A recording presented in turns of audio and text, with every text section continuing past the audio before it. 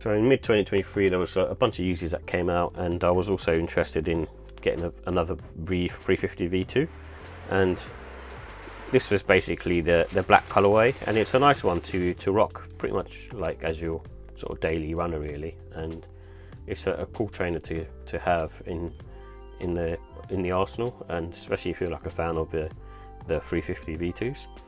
And I just really like the way this one particularly looks, just because it's like predominantly black. I'm not really a black sneaker guy, but I think with this particular silhouette it just really works with the sort of knitted upper, and you have all the different textures on there with regards to the upper detailing. So on the sort of toe box area you can sort of see there's a different sort of pattern going on, and it's just sort of nice and sort of different as well. And then it's kind of on the heel side, on the medial side of your trainer. And obviously this has sort of boost in there as well, and it kind of feels nice and sort of soft to the touch. And again with this one they also have the pull tab, so I'm not sure why some models have it and some models don't, but it's quite, I think it looks quite nice aesthetically. Otherwise without it, it just feels like there's something missing, and that's one of the other reasons why I ended up buying this pair. And the traction is surprisingly, it looks like it won't work that well, but it does work very well on foot. And especially like, you know, even wearing it in the wet, I find them very sort of stable and comfortable to wear, and this particular outsole doesn't sort of wear out in my eyes that quickly either. So it's a cool trainer in my opinion, and still definitely, you know, sort of one to get if you haven't experienced a 350v2 yet.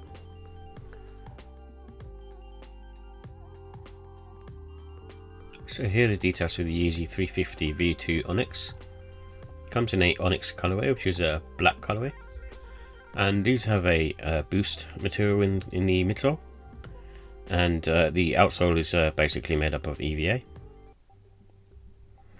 And these have a Primeknit upper, and it's made up of all sort of synthetic and cotton materials, and the price was £200.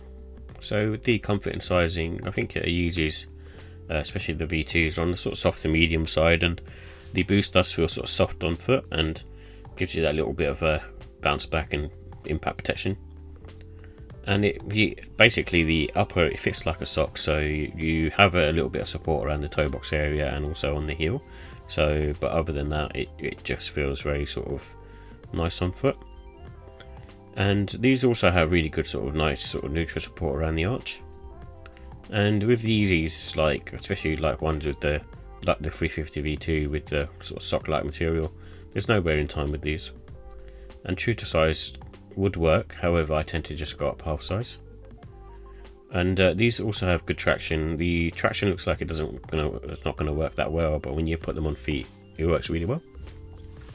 So with the look and style, I love the futuristic look of these and the minimalist design, and it's a good one to sort of wear sort of spring, summer and autumn in my opinion. I think winter time is probably pushing it due to the fact that it's sort of cold in those months, and the upper material is sort of quite sort of breathable and also not very waterproof. And I think with this one, because it's black colorway, you can sort of dress up casual, and I think even going towards sort of smart casual side, because they have a like kind of a thinned out sort of silhouette, especially around the toe box, where it almost looks a bit like a shoe, really like a chunky shoe. And you can go with the black laces or put in sort of white laces as well. I think the white laces would go well.